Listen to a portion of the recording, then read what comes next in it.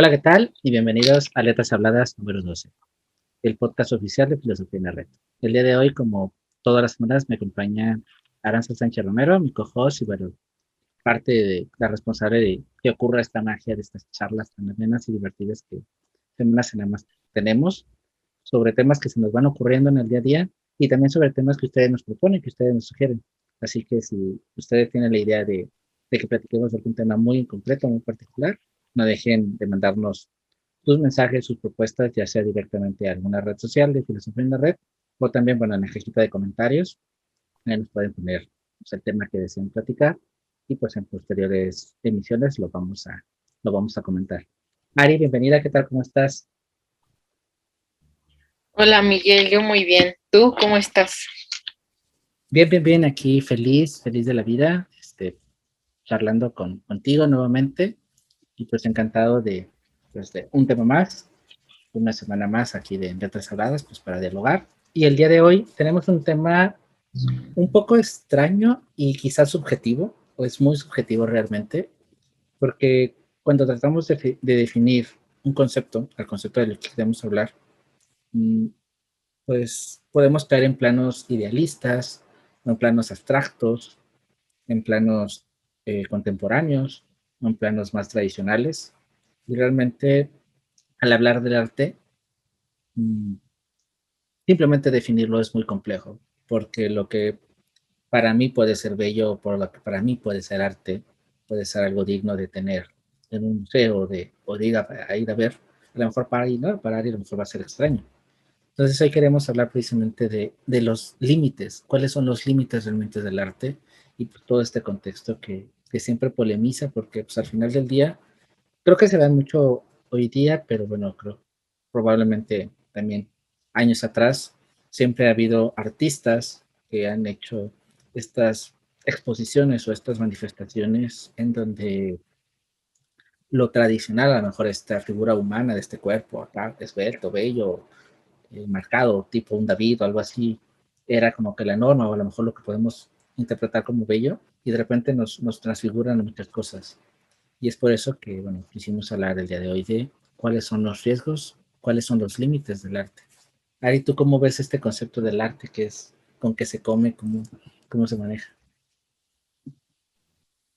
Creo que como dices, al final sí es muy complicado porque a diferencia de otras cosas dentro de, pues no solo de la filosofía, sino en general de la vida diaria, el arte es algo que está mutando y está cambiando siempre, ¿no? Cambia literalmente con cada nueva generación y surgen nuevos movimientos. Entonces, creo que siempre es difícil definir algo que va cambiando constantemente, ¿no? Como tú dices, creo que es súper difícil de definirlo y es en este sentido como una tarea muy compleja. Y yo también, pensando un poquito en el arte, me pongo a pensar un poco en la ética, ¿no? Porque la ética sabe también de la complejidad, ¿no? De poder determinar, por ejemplo, agarrar alguna situación y verla bajo una óptica de, en este caso, de la ética.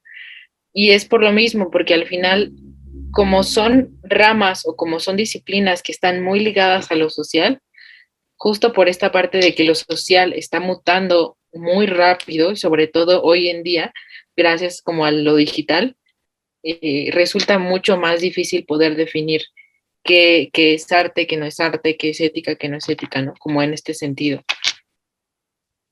¿Y tú lo ves como en lo social, en este sentido de comunidad, o también puede ser algo más en el plano individual? Porque creo ah, que quizá incluso lo social se queda corto, porque a veces incluso, no sé, alguien, no sé, de tu generación o en tu generación pueden ver algo y a lo mejor un tanto por ciento de esa masa, de ese número de personas, lo consideran bonito, lo consideran ético, pero otro porcentaje no. Entonces creo que también ahí depende más lo individual, porque al final del día creo que el arte o la comprensión de lo bello, por dejarlo así como que en términos muy, muy lineales, también puede variar más, no solo en el conjunto, sino en el individuo, porque incluso, no sé, una obra de, no sé, podemos alguien, no sé, una compañera tuya, un compañero tuyo de tu generación de la escuela, a lo mejor frente a una misma situación, un mismo cuadro de algún autor, a ti te gusta y a ti se te hace wow, y a lo mejor a él no, y tienen pues este par pues de edad, ¿no? Pues esta igualdad. Y entonces creo que ahí lo social podría variar un poco más e incidir más en tus valores, en tu cultura, incluso en tu contexto sociocultural, porque también lo que para un latinoamericano, lo que para un mexicano puede ser, no sé, incluso la comida, ¿no? Para lo que a lo mejor el mexicano, el picante es arte porque es muy delicioso, a lo mejor para un europeo, pues no va a comulgar con eso porque no le gusta, pues, degustar un platillo y pues no degustarlo, sino estarse tomando jarras y jarras de agua. Entonces no sé cómo tú lo ves en este sentido. ¿Es social netamente o también parte más en lo individual? Uy, pues yo diría que en los dos, porque al final, bueno, creo que lo que dices es muy importante. Creo que al final, en esta parte, el individuo, o sea, cada persona va a ver, no el arte en sí, por ejemplo, pongamos en específico alguna obra artística, o sea, no todos van a tener el mismo acercamiento. Y creo que también un poco la intención del artista, no digo de todos, pero yo creo que sí de la mayoría, lo importante es que ese arte se ha visto y en este sentido tiene un papel muy importante o un peso muy importante el espectador. Entonces, evidentemente creo que sí hay como pues un papel muy importante, digamos, en un individuo o en este sentido eh, individual, ¿no? Pero también creo yo que pesa un poco lo social, ¿no? O sea, como la parte social del arte, porque al final ahí ya me estaré como refiriendo como a distintas corrientes artísticas, cómo se perciben dentro de la sociedad y cómo gracias a que tienen una incidencia importante dentro de la sociedad, por ejemplo, tan solo me pongo a pensar en el minimalismo, ¿no? Cómo este movimiento se empezó a transformar y a salir literalmente de cuadros y empezar a tomar lugares como la arquitectura o como la escultura. Y fue así que, sino como modo de vida, ¿no? Entonces creo que ahí podrían empezar las dos cosas, ¿no? Tanto lo individual como lo social, pero evidentemente como que ambas manifestaciones tienen características distintas. Pero no sé, tú, ¿por qué te inclinas más o cuál es tu perspectiva de esto? Bueno, y ahorita que hablas del minimalismo, creo que incluso no solo transmutó a pues a los museos, a la arquitectura, sino también, por ejemplo, a lo digital, ¿no? A este ambiente ya de cómo se diseña, por ejemplo, una marca, simplemente las marcas, incluso ahorita hay una tendencia, ¿no? De hacer todo como con diseños muy flat, ¿no? Muy simples. Entonces, como también, creo que, por ejemplo, al ver marcas, que vienen desde los 900, desde acá, no sé, ver marcas como, por ejemplo, el ejemplo más plausible a lo mejor es Apple, pero no sé, ver como cosas de la Ford, de la Volkswagen, que son dos instituciones que nacieron en los 900 y cómo han ido mutando su imagen corporativa, te va dando también un trazado un poquito de esta parte que dices, ¿no? De que van cogiendo las corrientes artísticas de cada época en concreto y las van adaptando al modelo presente. Y como creo que más hoy día lo que se exterioriza, lo que está afuera, permea, indudablemente permea pues en la cultura digital, permea en cómo están diseñados los sitios web, cómo están diseñados los folletos, cómo se trabaja un libro, cómo se maqueta una revista, o sea, ya permea más allá de lo artístico, no solo se queda en esta élite de ir a un museo, ir a una exposición, sino también se transmuta pues a todas las corrientes de la vida, ¿no? Y bueno, hablando un poquito de ello, y obviamente aunque nos vamos a quedar muy a grosso modo, queremos como que detenernos un poquito en cuatro pensadores que más o menos dan como una perspectiva un poco general del arte. No lo vamos a definir porque pues, sería una labor, una compleja y otra imposible, porque bueno, como dijimos es subjetivo y pues al final del día incluso una definición se queda corta, porque incluso entre Ari y yo a lo mejor bueno, podríamos tener muchísimas diferencias y es lo más probable que tengamos muchísimas diferencias, lo que puede ser algo bonito. o alguien bonito o algo bonito. Entonces, queremos centrarnos en Platón, por ejemplo, en Marx, en Kant y en Aristóteles, como que estos pensadores como que sean nuestro hilo conductor de esta charla, en el sentido de más o menos, si no profundizar tanto en su pensamiento, sí como que eh, destejer un poquito sus conceptos y los poderlo aterrizar, tanto en cómo lo veían ellos y en cómo al día de hoy tienen ese impacto en la sociedad y cómo lo que vemos hoy como arte, pues qué pensarían ellos o cómo lo reflexionarían ellos. Y al final del día, incluso para lo que para Ari y para mí, lo que hoy es arte, si es realmente arte o no es arte o con qué se come el arte, ¿no?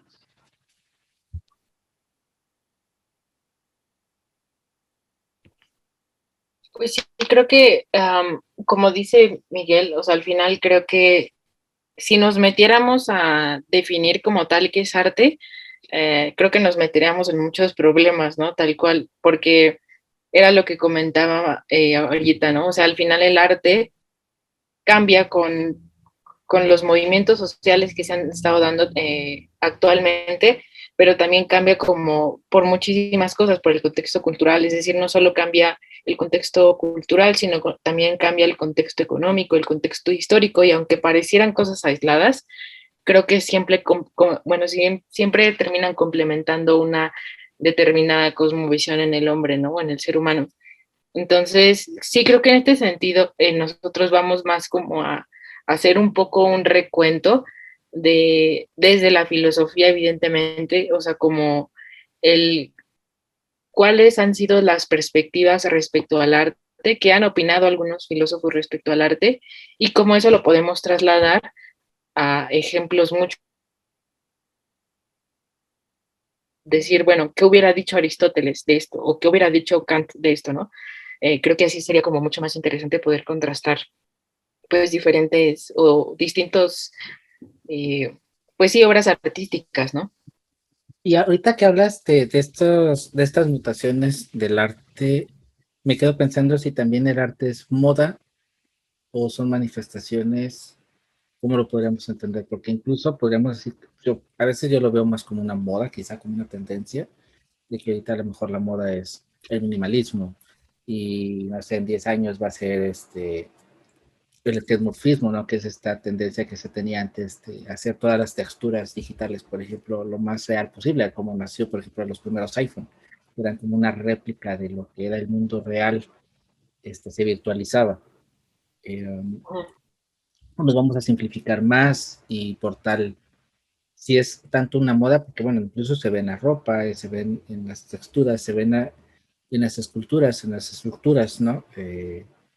Porque incluso a veces, no sé, si levantas hoy un edificio con una estructura, con una forma, quizá cuando lo ves 10 años después, ese edificio se ve viejo, pero no solo se ve viejo porque sea 10 años viejo, sino porque también su manera de presentarse, su estructura, ya no se hace, ya perdió esa moda, ya perdió ese feeling, ya perdió esa emoción.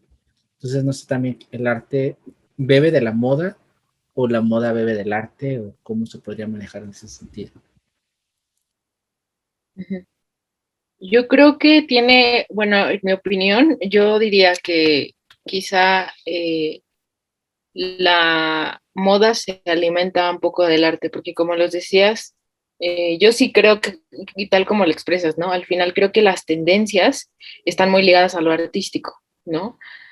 Porque no solo lo vemos como tú dices, como fenómenos aislados, sino lo vemos como en la ropa, incluso en la comida, ¿no? Eh, entonces, creo yo que más bien en este sentido, la moda estaría como alimentándose de lo artístico y sería el fundamento quizá un poco que no cambia, ¿no? Porque al final la moda estamos hablando de tendencias que surgen y luego se acaban, y luego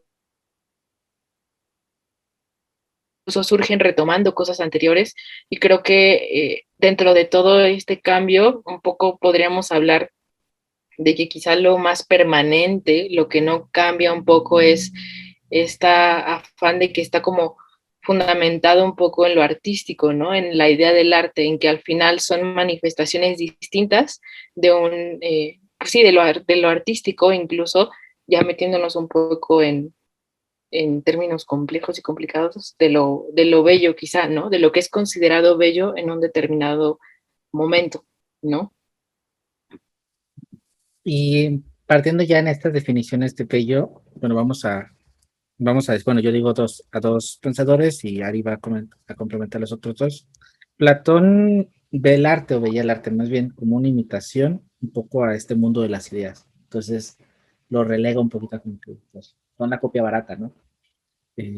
Bueno, en términos muy simples, ¿verdad? A lo mejor aquí ahorita va a llegar un platonista y nos va a linchar, pero a nuestros queridos pues, escuchas de restauradas saben que si no quemamos algún filósofo en un episodio, pues no es un episodio de Letras Habladas, entonces tenemos que quemar alguno.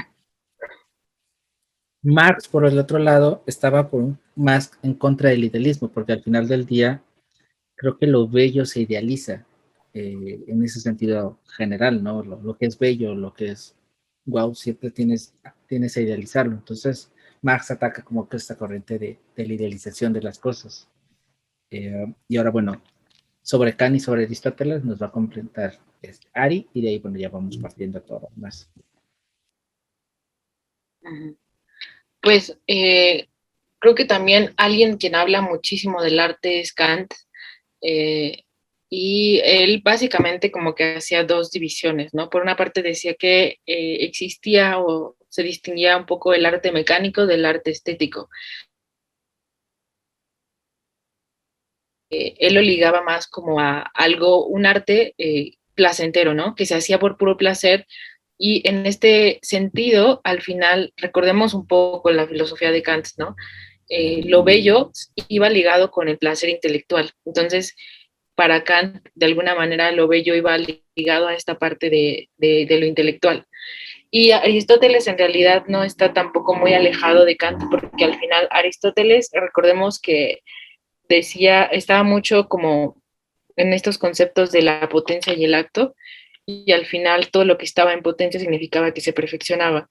Entonces, Aristóteles va a ver el arte en este sentido como algo que se encamina hacia un determinado fin, ¿no? El arte tiene que tener un fin y está un poquito ligado también diría yo, como a Kant, ¿no? Si recordamos esta parte de lo que Kant decía en el imperativo categórico de los medios y los fines. Entonces, ahí está esos cuatro filósofos que podemos... Nada más nos norteamos, Sí son opuestos. nos Ajá. norteamos un poquito porque era más bien, Kant no está alejado de Aristóteles, que Aristóteles de Kant, ¿verdad? Creo que ahí nos perdonan. No, Kant y Aristóteles no están tan alejados, pero de entre los que mencionaste sí Sí, sí, sí, están, ajá, estamos son súper como, alejados, ¿no? como son Ajá, todos opuestos. sí. Y bueno, creo que algo interesante de todo esto del arte, o de todo lo que va, y quizá en poniéndonos muy trágicos en este afán del mundo consumista y el materialismo y todo creo que va al sentido y es lo que me llama mucho, por ejemplo, de Kant, de lo útil y de lo inútil, podría decirse, incluso por ejemplo de Aristóteles, ¿no? Que realmente, si eso bello, esa cosa bella, tiene un fin, sirve para algo o no sirve para nada más que para contemplar. Creo que esto, aunque puede ser muy crudo, puede tener un cierto sentido o al menos en lo personal, de practicidad, porque pues, bueno, pueden venir los puristas, ¿no? Y decir que, por ejemplo, la Gioconda pues está ahí para hacernos, pues, deleitarnos la mirada, ¿no? Pero el que, por ejemplo, un cuadro sea bonito y que solo sirva para decorar, no le resta a lo mejor incluso, por ejemplo, no sea un dispositivo móvil, un teléfono, que también puede ser considerado un arte por la forma tan exacta en cómo se mueve, y a priori, pues, es algo que sirve, ¿no? O sea, es algo que te da una utilidad, y no solo te sirve para contemplarlo. O hay momentos en donde puedes fusionar, por ejemplo, volviendo a Apple, lo que hace, o lo que intenta hacer Apple, que es no solo hacer algo funcional, sino hacer algo que se ve bonito. Amena todos los contextos de Apple y todas estas ondas, pero al menos es un dispositivo bonito que además te da una utilidad. Uh-huh. Entonces, en este sentido, ¿tú qué prefieres? ¿Lo bonito para ver? lo que es útil, aunque a lo mejor no sea tan bonito. En este sentido, bonito o bello, sin ponernos a qué tanto es bello, qué tanto no es bello, o quizá esta fusión tan, tan, tan, tan simbiótica que creo que ahora muchas empresas y muchas, ya viéndolo en el lado capitalista, muchos dispositivos, por ejemplo, y todo, buscan como que esta simbiosis de que sea bonito y que sea funcional. ¿Cómo definirías estas, como que tres, por ejemplo, caminos, tres ideas? Sí.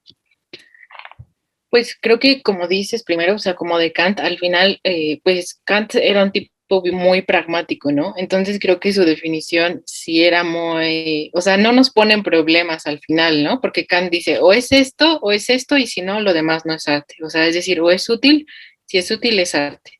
Y si no es útil, pero es bello y de alguna manera nos mueve sentimientos placenteros, o sensaciones placenteras, entonces es bello. Entonces Kant, ya sabemos que no se complicaba la vida, Kant decía como en ese sentido que era arte, y aquí me surge también como la pregunta, ¿no? Porque al final lo que pasaría con el arte, sobre todo hoy eh, contemporáneo, ¿no?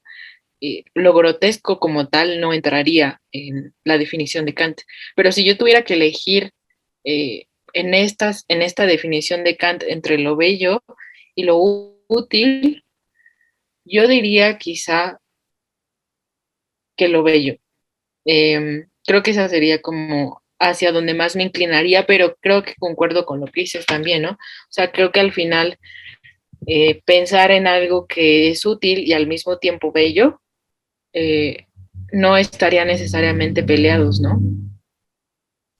Sí, porque creo que incluso eso, bueno, a lo mejor en mi escala de valor da como incluso más, como que más plus de arte, o sea, como que wow, porque no solo lograste combinar, pues que algo se vea bonito, sino que aparte lo haces funcional. Entonces, creo que en ese sentido, creo que implica incluso más raciocinio, ¿no? De ponerte a diseñar, de ponerte a pensar, de ponerte a estructurar cómo sin ser grotesco, que igual, bueno, lo grotesco ahí da para otro debate, ¿no? De qué es grotesco y qué no es grotesco, pero al final el hacer que algo sea tan, desde lo más simple hasta lo más, más complejo, que logre entrenar esas partes y en el perfeccionismo, porque por ejemplo, yo lo comentaba recientemente en un podcast en el que participé,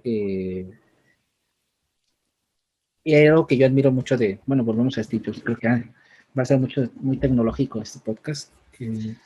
Cuando montaron la primera computadora, la primera Mac en la historia de la computación, bueno, por las placas bases, las placas madre, pues se arman, ¿no? Se armaban y se siguen armando, pero realmente pues avienta como va en una caja y no se ve, pues se avienta y se acomodan. El chiste es que quepa todo lo que tiene que caber a nivel de circuitos, se cierre y al final del día te sirva, sea útil.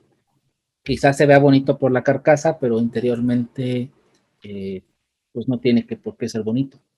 Y uno de los principales conflictos que tenía Steve Jobs y que retrasó mucho el lanzamiento del primer ordenador fue que él quería que el diseño de sus microprocesadores, de cómo estaban diseñados en la placa, fueran bonitos, fueran estéticos. Y una vez le preguntaron, oye, pero ¿por qué si eso nadie lo va a ver? Y él contestó, yo sé que así es que está feo. Entonces yo me siento inconforme porque sé que está feo.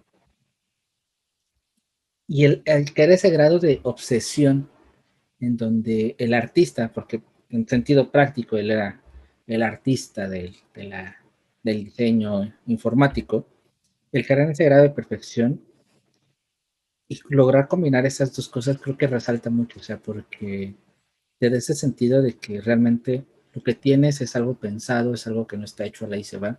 Entonces creo que a mí, en lo personal, eso le da un plus más a las cosas, porque no fue solo, pues nada más quise que hiciera bonito y ya, o nada más quise que funcionara y ya, sino lograr esas dos simplicidades que es muy, muy complicado y más en cosas, por ejemplo, de computación, en cosas de gadget, es complejo porque si es una computadora tienes que hacer que salga al aire, que no se caliente, que esto, que lo, o sea, tienes que juntar muchos elementos que convivan juntos y que logren funcionar de una manera se vean bonitos y que funcionen. Entonces eso para mí le da un plus muy, muy importante.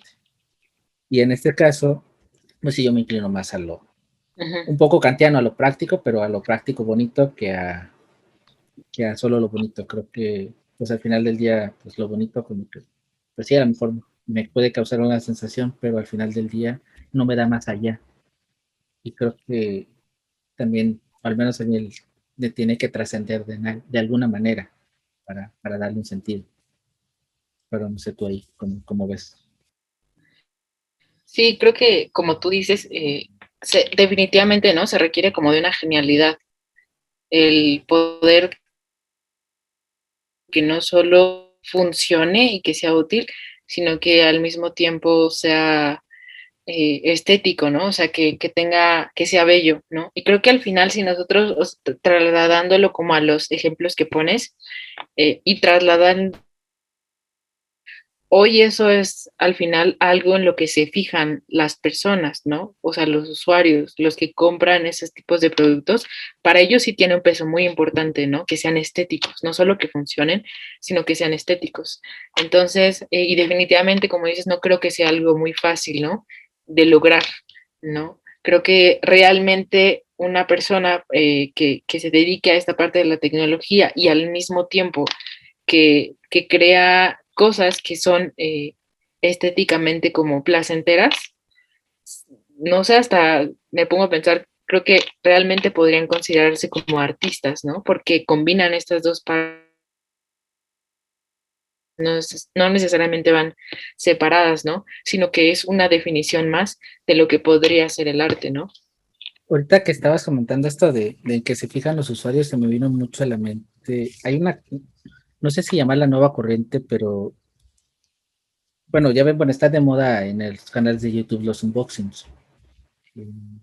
Pero en las cosas de tecnología, te fijas mucho, eh, o se fijan mucho algunas personas en cómo viene empacado. Esto nació, de a priori nació también con Apple, ¿no? Pero Apple marcando tendencias, pero de ahí en fuera, cómo ha venido esta corriente de hacer que luzcan bonito las cosas, de hacer que, o sea, porque al final pues vas a abrir la caja, vas a sacar el aparato y ya, pero el hacerle una experiencia, el, el generar una experiencia creo que impacta. Por ejemplo, ahorita se me vino mucho a la cabeza que el año pasado, en el 2020, y estaban haciendo mucho la comparación de cómo venían el PlayStation 5 y el Xbox Series X, dos consolas de nueva generación que salieron a la par, y el cómo daban esa experiencia de usuario al momento pues, de comprar el dispositivo.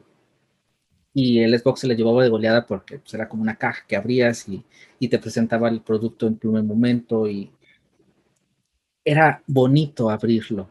Y el PlayStation japoneses simplemente lo abrías y venía todo empaquetado y tú lo sacas y ya. Y aunque al final del día pues, las dos consolas las dejas en un solo lugar y lo que abriste pues se queda como esa anécdota divertida, ese primer impacto, ese primer encuentro con las cosas creo que te puede marcar mucho hacia no solo hacia el sentimiento que tienes tú hacia el producto, sino a la afiliación que sientes a la marca, en este caso a la marca, y creo que a todo lo demás, ¿no? Es como las primeras impresiones pueden llegar a simbrar, y creo que en ese sentido, cosas tan simples como cómo embalar un producto y presentarlo al consumidor,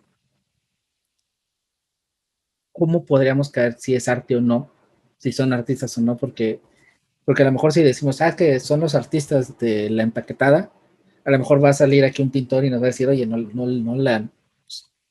juegues con eso, o sea, cómo degradas el mote artista a yo que hago un mural, a alguien que solo guarda un aparato en una cajita, lo guarda muy bonito.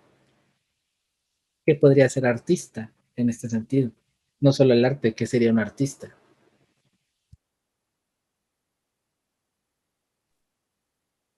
Fíjate que no había pensado en eso. O sea, es que al final, como el arte, y en este sentido, que es muy complejo definirlo, tanto como por el papel del artista, ¿no? ¿Quién es considerado un artista o qué no? En las creaciones, ¿no? en lo que al final resulta de su creación, ¿no? De su creatividad. Eh,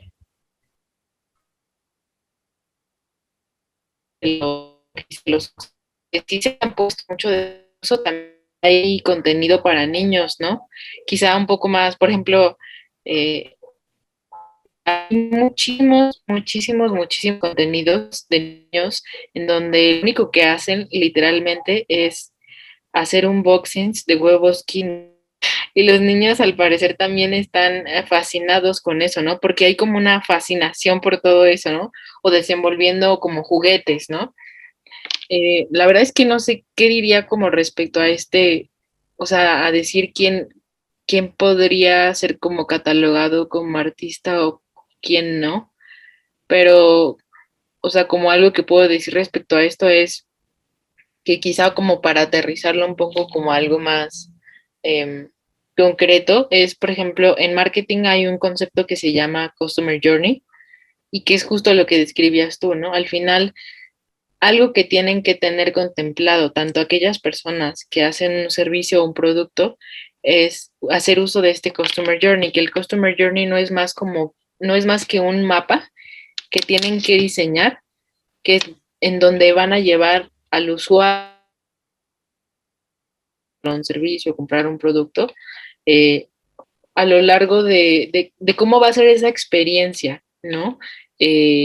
Comprando eso o usando ese servicio, ¿no?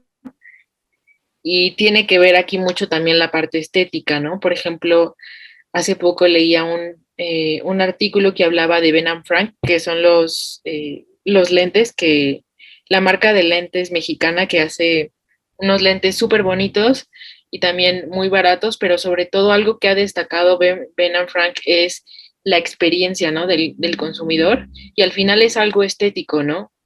Como también Ben Frank se ha caracterizado por hacer de la experiencia algo muy minimalista. Y es como lo comentábamos al principio, ¿no? El minimalismo hoy en día parece ser una tendencia que a mi parecer ya ha durado muchísimo tiempo, ¿no?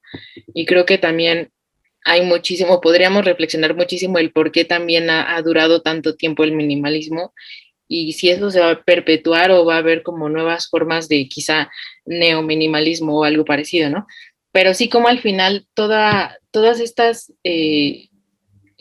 pues sí, como incluso videos o contenidos que encontramos en YouTube están como muy ligados a esto, ¿no? A la experiencia porque creo que al final nos hemos dado cuenta que el arte tiene que ver mucho más allá con el producto, con la experiencia misma, ¿no? Sí, sin duda, porque, por ejemplo, cuando vas a una exposición, para no saber a lo mejor una obra de alguien, incluso que te puedes llegar a trasladar de país porque sabes que la obra solo está en cierto lugar, creo que al final del día lo que vas a recordar es precisamente pues la aventura de haber ido al lugar y quizá, por ejemplo, lo que muchos les pasa cuando llegan a ver la Mona Lisa, ¿no? Se topan y que en verdad es un cuadrito pequeñito y que es como que tanta ola para una cosita muy pequeña. Pero quizá la experiencia de haber entrado al museo, de haber ido, de haber hecho esto, es lo que al final ese cuadrito da como que la cereza en el pastel y engloba toda esta magia que podríamos llamar, todo este sentimiento y le da un motivo realmente pues, a todo el trayecto, ¿no? Y sí, sin duda, bueno, esto de los niños es increíble, cómo abren las cosas, pues, es extraño, ¿no? O sea, para uno a lo mejor eso es como que raro, abrir un huevo, pero incluso el cómo abren el huevo o sea, esa es la gracia y ese creo que ahí viene o sea, no es nada más es abrir el huevito y ya, o sea, es cómo hacen toda esta gestión. Y creo que artista, si no definiría, pero creo que sería como que alguien que con su creatividad hace algo único, hace algo bello, hace algo especial, ya sea eh, el simple hecho de abrir un huevo, el cómo lo abre, el tener esa delicadeza, esa chispa para decir que lo voy a abrir de esta manera de otra, o el empaquetar algo, o lo que es innato, los que son innatos, los que dibujan o pintan, que lo hacen sin haber ido a una escuela de arte y te sacan cada dibujo. Entonces creo que lo que nace de la creatividad, creo que al final te da incluso también un poeta, un escritor, también tiene su parte de, pues, todo el mundo conoce el vocabulario, más o menos, pero el darle un sentido literario y que yo algo que admiro mucho de los artistas, de los natos, es cómo sin necesidad, por ejemplo, un músico, sin necesidad de meterse en una escuela de música y sin necesidad de saber todas las ondas de la música, te hace canciones muy, muy bonitas. Y no tiene por qué ser el gran letrado en música o un escritor. O sea, al final, no sé, escritores antiguos, escritores clásicos, pues no sabían de literatura como tal, o sea, simplemente escribían lo que sentían. Y al final del día nosotros aprendemos de ellos, de los que no sabían para nosotros saber. Entonces, el haberlo hecho desde, desde ese talento, el tener talento para ello, creo que es lo mágico, ¿no? Creo que al final del día eso es lo que hace un artista, alguien que logra convertir algo ordinario en algo extraordinario. Y no extraordinario porque es algo genial así de volarse la barda, sino extraordinario en el sentido de que es algo que es difícil replicar de una manera bonita. Porque al final de pues, una pintura sí se replica, pero no cualquiera lo va a replicar de la misma manera. Si no, habría muchas capillas sixtinas con la perfección de una capilla sixtina, o sea, y no, o sea, por más que quiera, tenía ese talento. Entonces creo que eso es un artista y ocupa este amplio espectro, ¿no? Desde envolver algo, desde abrir algo, desde escribir, desde editar un video, por ejemplo, también tiene las personas que editan video, como Ari, que tiene ahí su ciencia de qué tiene que ir aquí, cómo tiene que ir acá, qué cortes entran, cómo entran, toda esa chispa de, toda esa creatividad que nace, o sea, es no solo la paciencia, el estar ahí sentado, es tener esa imaginación, esa cabeza que te da para estar creando, para estarlo viendo en tu mente. Entonces creo que eso para mí, eso sería un artista como tal. Pero estamos hablando muy bonito de los artistas, pero podría venir Max y decirnos que somos muy idealistas. Entonces, ¿hasta dónde podemos idealizar lo bello o hasta dónde podemos idealizar al artista o al artístico o al arte sin que Don Marx venga y nos diga que le bajemos tres rayitas y que pues, no va por ahí? ¿Qué pensarías tú? ¿Cómo sería esta parte de...? Porque regularmente idealizamos lo bello, ya sea desde cosas tan de la vida cotidiana como es la persona que te gusta, la idealizas de alguna otra manera, te ves, te llama la atención y la idealizas hasta cosas tan concretas o tan abstractas como una obra de arte, como un objeto, como una cosa, pero cómo no idealizar o qué tanto podemos idealizar o no lo que es bello.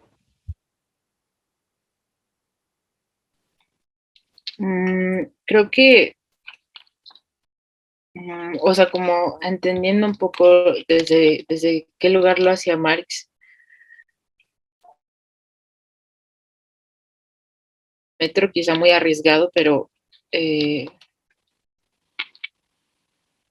no sé la verdad, o sea, como qué diría respecto a cuáles son los límites para no idealizar algo, en este sentido, una obra artística, pero quizá guiándome un poco de todo esto, diría que cuando no hay exceso, y hasta eso estoy dando como una definición que no me encanta tanto, pero yo lo pienso más en el sentido de Marx, que él hablaba mucho de la reproductibilidad del arte, ¿no? Él hablaba de cómo, de alguna manera, cuando algo se reproduce de una manera infinita, se empieza a masificar y entonces se empieza a perder el sentido, ¿no?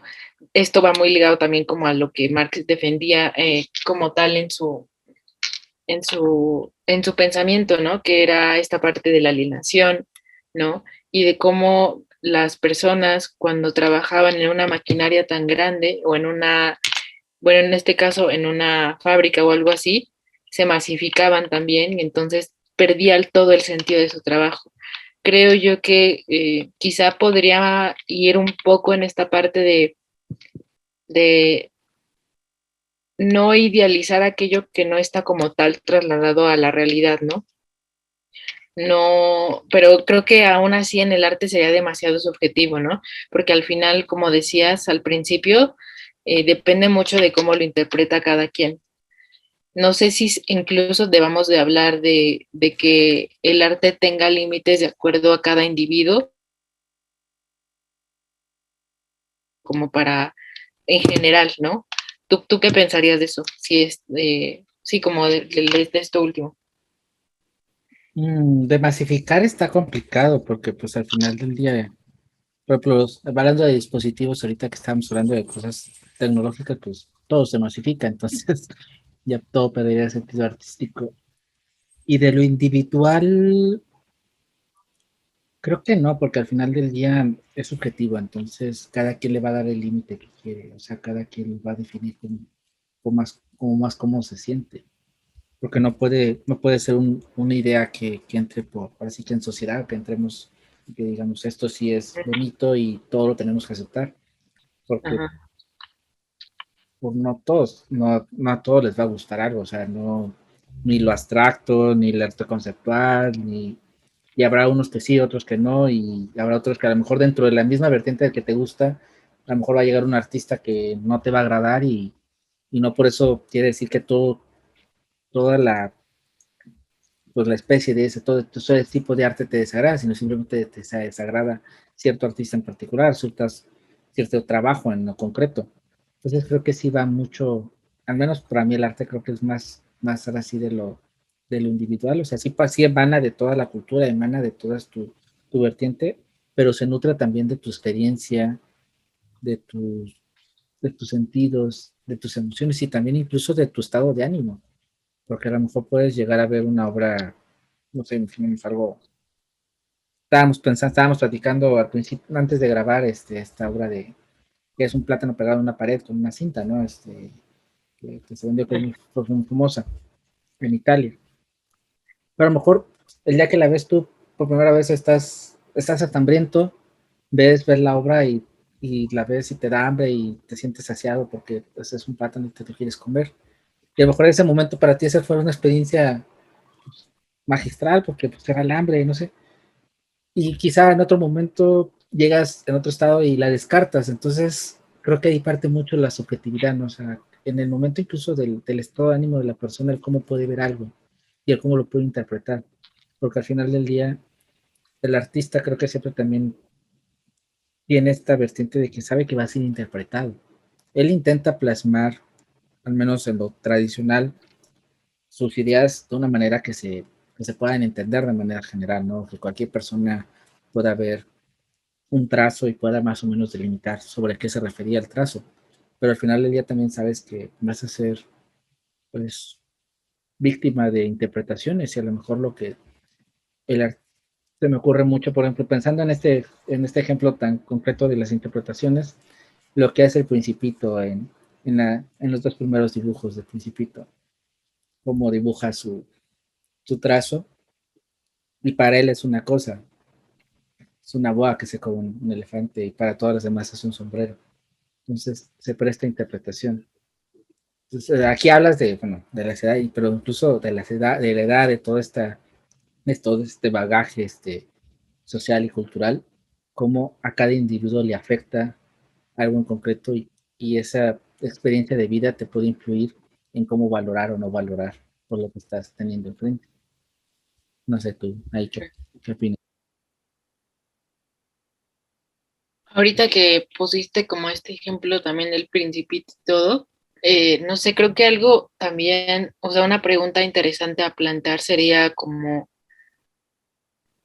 ¿a qué está ligado el hecho de valorar algo como arte, ¿no? O sea, si como tal al espectador o al artista, ¿no? Y me pongo a pensar específicamente en este ejemplo de esta obra de arte que comentabas, la del plátano que está pegado a la pared, por, ay, perdón, porque al final se trata como de arte conceptual y el arte conceptual tiene una característica muy peculiar, que es el hecho de que a diferencia de quizá expresiones artísticas o de corrientes, el arte conceptual está como muy ligado a el concepto detrás de la obra artística. Y el concepto solo la conoce como tal el artista y no el espectador. Y por eso está como tal considerada como arte conceptual. Lo complicado aquí es que al final el único que sabe sobre el sentido de la obra es el artista, y eso es lo que hace a la obra como tal ser considerada arte. El espectador en este sentido no tiene como tal un rol ahí como tan directo con la obra. Y de hecho, al final el arte conceptual, algo que me ha llamado mucho la atención de ese tipo de arte es que tal cual, en la definición, es que en este sentido, el, en el arte conceptual tiene más peso el concepto que la obra como tal de arte misma. Entonces, creo que eso plantea como esta pregunta, ¿no? Al final que te decía que era que algo es arte, mediante el artista o mediante el espectador. Yo creería quizás que va más ligado de acuerdo a cada, o sea, que podríamos responder esta pregunta, pero va a ser diferente de acuerdo a la expresión artística a la que nos estemos refiriendo. Quizás en el arte conceptual esto pueda responderse desde el artista, pero quizá ya en otro tipo de arte, como no sé, digo, de corriente artística como el expresionismo, esto sea diferente, pero, o en el minimalismo, ¿no? Que tiene mucho sentido también como el espacio en donde está inmerso el espectador y cuál es la relación que el espectador tiene con esa pieza artística. Quizá ahí podamos responder la pregunta desde el, pues sí, desde el espectador y no tanto desde el artista. Pero tú ahí cómo crees que sería, o sea, ¿crees que el arte deba interpretarse desde el espectador, del artista, o que dependa de cada corriente? Antes de esta parte, creo que, por ejemplo, en el arte conceptual quizás se va a atender un poquito la tendencia de que es un poco extraño, ¿no? Este tipo de arte o este tipo de manifestación, pero que al final del día yo me quedo pensando siempre, por ejemplo, el plátano. ¿Por qué el que tal persona pegue un plátano en la pared le da un valor a que a lo mejor otra persona le pueda pegar un mismo plátano en una otra pared? Es como que es porque se le ocurrió primero, es porque, o sea, todas estas cosas que son como que cosas tan simples, ¿no? O como que le da valor la persona, o sea, en este sentido es que esa persona, pues es el que hace, pues es el que le da valor a lo que está haciendo y no se le da valor a lo que hace, ¿no? Creo que es un poco complejo. Y en cuanto al arte, creo que al final del día, o al menos para mí, depende mucho de pues del cómo para mí, cómo lo ven el espectador, porque al final del día creo que sí se tiene que masificar de cierto sentido, aunque parte de lo individual es la concepción del arte, sí la colectividad le da este peso a lo que es bello, o a lo que es estético, a lo que es bonito. Creo que al final del día, quizá el artista se expone precisamente a que, por ejemplo, cuando uno escribe, yo lo aterrizo cuando escribes, cualquiera puede escribir, pero al final del día si nadie te lee, o si a nadie le gusta lo que lees, no sé qué tanto te puede ser considerado escritor o no escritor. Quizá a lo mejor puede ser póstumo después, y a lo mejor tú no lo vas a ver en vida y a lo mejor van a valorar tu obra a posteriori, pero alguien que escribe diarios y solo lo escribe para escribir, para desahogarse, y a lo mejor alguien lo lee y está todo hecho patas para arriba y no es nada estilo, no es nada agradable. A lo mejor otra persona que escribe en una libreta, en un blog, en lo que sea, pero lo leen, lo siguen, entonces creo que le da un valor y lo valorizan. Entonces, yo siempre he dicho, un escritor es que lo leen, o sea, un escritor nace o su esencia es que lo lean. Esa persona que dice que le gusta escribir y solo le gusta escribir para sí mismo o que no le gusta que lo lean, entonces a mí no es una persona que escribe, o sea, no es un escritor per se, es simplemente alguien que escribe pues, sus garabatos, sus ideas, pero no es alguien que tenga, creo que el artista para mí debe tener esa vocación, no a llamar la atención ni a hacer como que a ponerte pues, en el vitral, pero sí esa vocación a darte a los demás, esta donación, porque al final del día tú donas tu talento, sea la creatividad de pegar un plátano en una pared, sea el escribir, sea el hacer una pintura, sea el diseñar, sea lo que sea, tú donas de cierta manera, te desprendes de algo tuyo y lo das. Y entonces el que te den ese feedback, bueno o malo, creo que es lo que puede darte este sentido, este estatus de que eres, de que lo que estás haciendo tiene un valor o no. independientemente de tu autoestima y de todas estas ondas que no te van a afectar el que alguien pues, le tire que no es bonito, que sí es bonito, que sí es funcional o no, pero simplemente en ese sentido, la obra en sí, lo que sea, creo que sí necesita ser sometida a lo que el espectador percibe y en base a lo que el espectador percibe y a lo que se transmite, pues da, porque también si yo me pongo y dibujo un árbol y todas las personas llegan y dicen, no, pues esto es una cabeza con pelo chino, pues al final entonces a lo mejor también pues no es mi arte, entonces este feedback que me dan las personas es lo que me puede a mí potencializarme o no, y es lo que me va a dar sentido de que si realmente lo que estoy haciendo es lo que quiero transmitir, porque el artista transmite. Una persona que embalua, no sé, me puedo pensar en las chicas, en las personas que trabajan en una papelería y que se dedican a veces a envolver, y hay personas que envuelven muy bonito en la papelería, le dan ese sello, ¿no? esa cosita para dar como que ese sentimiento, tiene esa chispa, pero al final lo hacen para que lo valoren, para que la persona que abra el regalo se sienta bonito, se sienta emocionado. Entonces, si no tienes ese feedback de esas personas, creo que pues el objeto no, pues puede caer en ese sentido de que solo es por la fama o porque pues esta persona pues, es fulano y sutano, y pues se le ocurrió hacer esto y simplemente es por el nombre eh, que se lo siga y no realmente el objeto en tal, y no, entonces este fin del que hablábamos de Platón no es objetivo de Aristóteles, perdón, de este objetivo de darle pues un fin, y el fin al final del día creo que es transmitir emociones o ser útil, pero dar como que el feedback a la persona y no solo decir, pues mírame y pues ahí tu rollo, tú sabes, porque incluso las películas, una película es buena o mala en la medida que tú la entiendes. Si ves una película y sales con cara de what the fuck, pues te quedas como que no sé, entonces creo que, al menos en ese sentido, sí, yo parto más del cómo lo valoran las otras personas a cómo se valora a sí mismo el artista. Pero no sé, tú en este sentido, ¿qué es lo que piensas? Pues sí, creo que igual, creo que debe tener como esta parte de una exteriorización, ¿no? Y al final como un receptor, que sea ese espectador que ve una obra artística, ¿no? Yo me iría quizá más igual como tú por eso, ¿no? Pero yo pienso que en este sentido, bueno, yo no vería entonces como tal, o bueno, no sé, yo vería, si fuera en este sentido y comparándolo un poco con la perspectiva de Kant, entonces yo no vería el arte como fin, sino lo vería como un medio.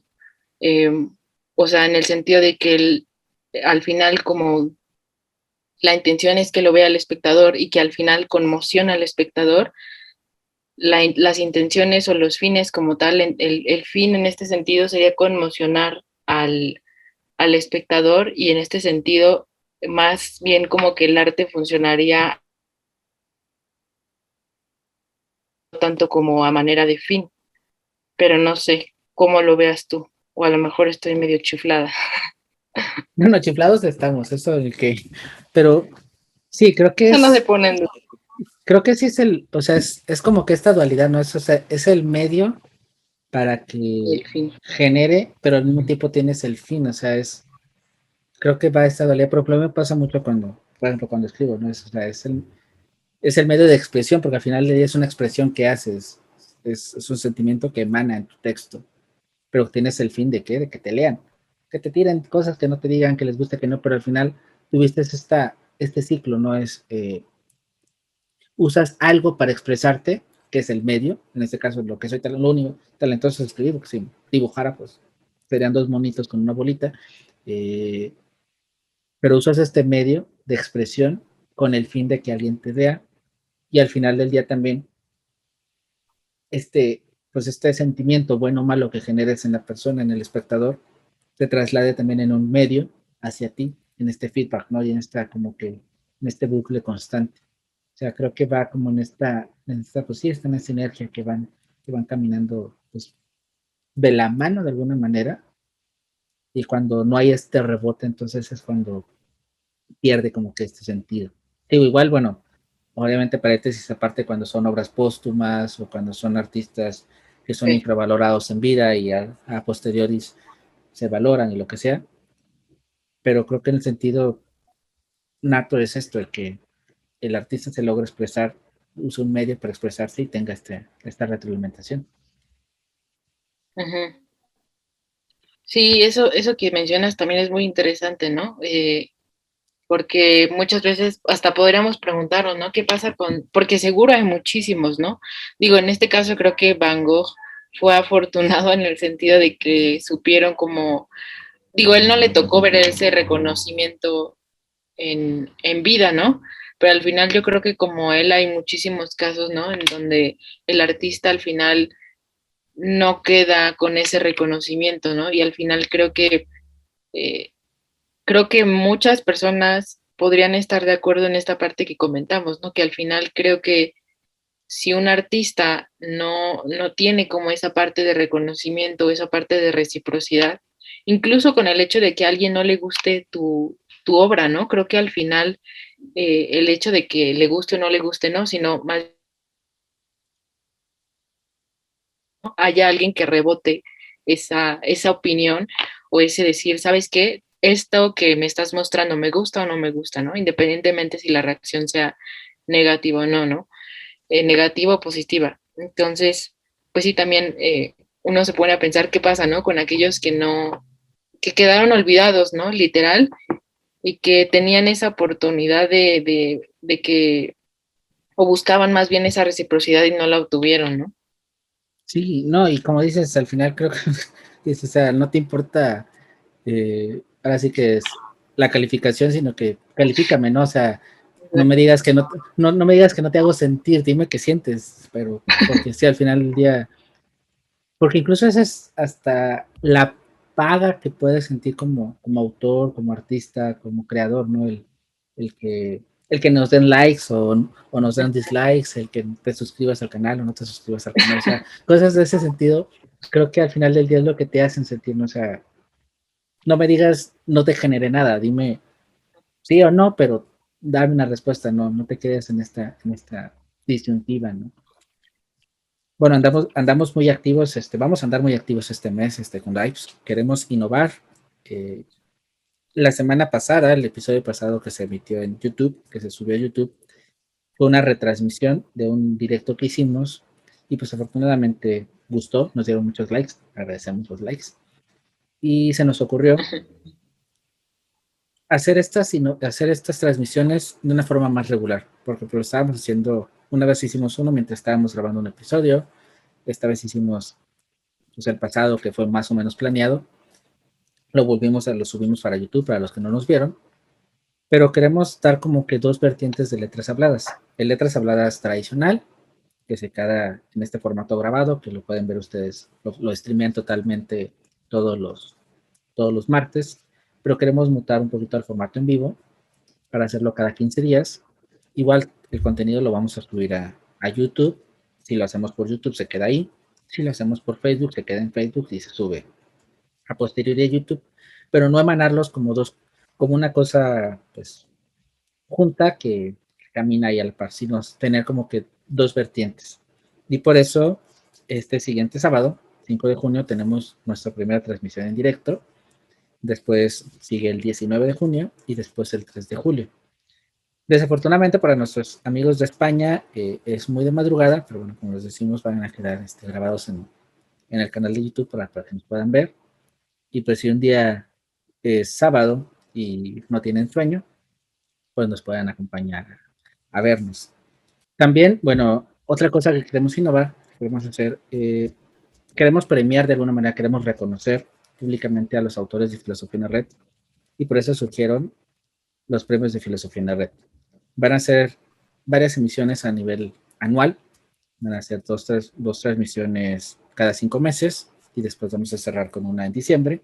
Y también va a ser algo muy, muy grande para noviembre, porque es el mes de la filosofía, el día de la filosofía, entonces ese día vamos a hacer varias dinámicas, así que a posteriori lo vamos a avisar.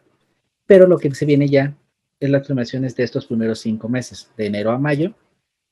Eh, Va a ser una transmisión directo por, por Facebook. Va a ser una transmisión en directo por Facebook, en donde vamos a tener a 12 ganadores, 2 ganadores por mes y 2 ganadores de todos estos 5 meses. Y bueno, van a recibir esta mención y bueno, van a platicar un poco con ustedes y podemos estar en esta dinámica del directo, pues, para que los conozcan, para que se relajen, vean más caras aquí que no solo somos Ari y yo, y pues al mismo tiempo interactúen con ellos. La característica de estas formaciones es que van a ser en 2 modalidades: el artículo más leído, el autor más leído del mes, y el autor más compartido en redes sociales o que tuvo más reacciones. Entonces, igual, si ustedes quieren ayudar a algún autor a posteriori, pues obviamente cuando publiquen, pues no dejen de compartir sus artículos, darles muchos likes, de leerlo mucho, porque bueno, es la forma en cómo a nivel de estadísticas vamos a estar midiendo para darles estos reconocimientos públicos a todos nuestros autores. El próximo 6 de junio, a la 1 de la tarde de la Ciudad de México, viene siendo las 8 de la noche en España, vamos a tener esta transmisión en directo con 12 autores de Filosofía en la Red. No los vamos a revelar para hacer todo el secreto. Al día de la premiación los van a descubrir. Así que, bueno, acompáñenos a, pues a este nuevo proyecto, a esta nueva iniciativa de Filosofía en la Red que trata de reconocer a sus autores y sobre todo también de que ustedes los conozcan, quitarles ese velo y pues darles a ustedes pues las personas que son, las grandes personas que son, el gran equipo que tenemos. Ya somos más de 60 autores de 15 países, así que bueno, pluralidad y diversidad va a haber, porque vamos a ver varias personas de varios países, así que eso creo que es lo más enriquecedor de Filosofía en la Red, que logramos compaginar a tantos autores de lugares tan distintos, y en estas diferencias de concepciones de arte, de filosofía, podemos encontrar algo en común, que es traerles a ustedes pues la filosofía y una óptica estética de la filosofía desde la trinchera de cada uno. Yari, bueno, platícanos de qué va a venir el siguiente episodio y también si nos quieres adelantar un poquito el directo, de qué se va a tratar. Bueno, el, va a haber un live, como decía Miguel, es el 5 de junio y la verdad es que tenemos pensado como hacerlo un poco diferente a la temática que normalmente hacemos en Letras Habladas cada martes. Y en este sentido vamos a hablar como de pues ciertos datos o curiosidades de la vida de los filósofos, que muchas veces esto no es como algo que conozcamos tanto. Entonces creo que va a ser muy interesante también porque nos ayuda a conocer más a los filósofos y realmente sí son datos demasiado curiosos, ¿no? Que no podríamos imaginar. Y también la invitación es que, bueno, estén atentos a ese live porque vamos a estar haciendo como un sorteo. Que si están interesados ustedes en estudiar a profundidad a Kant, ¿no? Y meterse en uno de los textos que es de los más conocidos, que es Fundamentación para Kant, vamos a estar regalando junto con un cupón de descuento, vaya, que van a tener ustedes del 25% para que ustedes puedan inscribirse a este curso, puedan tomarlo y creo que vale muchísimo la pena, ¿no? Que puedan tomar este curso. Este, si están interesados como no solo en introducción a la filosofía, sino que también Kant es un muy buen referente también para comenzar, ¿no? En esta parte. Y también comentar un poco de qué va a tratar el, el próximo Letras Habladas de esta, digamos, a la otra semana. Ya saben que siempre les dejamos un poco de qué se trata el tema y quisimos también en este sentido de cambiar la dinámica, analizar varios personajes que son normalmente tomados como villanos en muchas de las series o películas que vemos y ver cómo se les ha o qué rol se les ha dado actualmente, ¿no? Vemos que hay como este papel de los personajes, sus acciones entonces, y todo, entonces creemos que podemos abordarlo desde una perspectiva filosófica que pueda ser muy interesante. Así es, vamos a juzgar un poquito si esta romantización de los villanos que se está dando últimamente, pues en las películas, en las series, esta justificación de cierta medida del por qué son malos, qué tan malo es o qué tan bueno es y qué pensamos cada uno de nosotros. Así que no les adelantamos los personajes, se los vamos a plantear, pero obviamente pues, esperamos que nos acompañen el siguiente martes en un episodio grabado de Letras Habladas y por supuesto este sábado a las 7 de la noche en la emisión en directo de Letras Habladas en YouTube, aquí mismo. Bueno, si nos estás escuchando en Spotify, es en YouTube. Y el domingo, al día siguiente, la gala de Filosofía en la Red, la primera gala de premiación, para que bueno, conozcan a sus autores y descubran un poquito más sobre ellos. Ari, un placer, todo un gusto haber compartido otro Letras Habladas más contigo y hasta la próxima. Muchas gracias.